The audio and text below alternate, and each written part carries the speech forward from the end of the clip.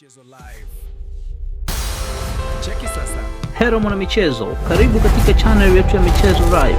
Usisahau kusubscribe, kulike, kucomment na kushare na marafiki ili waweze kupata habari zinazohusu michezo. Licha ya kucheza pungufu kwa zaidi ya kipindi kimoja, Simba SC imeonyesha roho ya kishujaa baada ya kuvuna alama moja muhimu ugenini dhidi ya Petro de Luanda katika mchezo wa Ligi ya Mabingwa Afrika uliopigwa uwanja wa Novemba 11 jijini Luanda, Angola. Mchezo huo uligubikwa na presha mapema baada ya nahodha wa Simba, Shomari Kapombe, kuonyeshwa kadi nyekundu dakika ya 45 ya kipindi cha kwanza, hali iliyoifanya Simba kulazimika kucheza wakiwa pungufu dhidi ya wenyeji waliokuwa wakisaka ushindi nyumbani.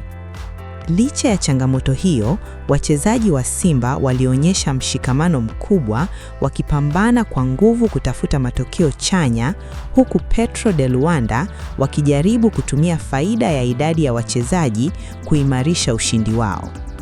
Dakika ya 83, dimba la Luanda lililipuka kwa mshangao baada ya Simba kusawazisha bao na kuufanya mchezo huo kumalizika kwa sare ya 1-1, matokeo yaliyochukua hisia za mashabiki wa pande zote. Bao hilo la kusawazisha lilifungwa na Aniset Ura aliyepokea pasi safi ndani ya eneo la hatari kabla ya kuituliza mipira wavuni, akionyesha utulivu mkubwa na kuamsha matumaini mapya kwa timu yake. Kabla ya bao hilo, Petro de Luanda walikuwa wakilinda ushindi wao kwa nidhamu na umakini mkubwa, lakini presha ya Simba iliendelea kuongezeka kadri dakika zilivyokuwa zinayeyuka, jambo lililopelekea makosa yaliyowagharimu. Hatimaye, juhudi za Simba zililipa.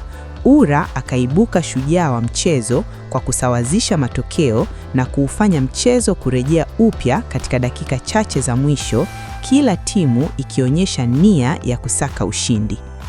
Hata hivyo, licha ya matokeo hayo, Simba tayari imeshapoteza nafasi ya kusonga mbele baada ya kushindwa kuvuka hatua ya makundi ya Ligi ya Mabingwa Afrika msimu huu. Asante kwa kutufuatilia mpaka mwisho.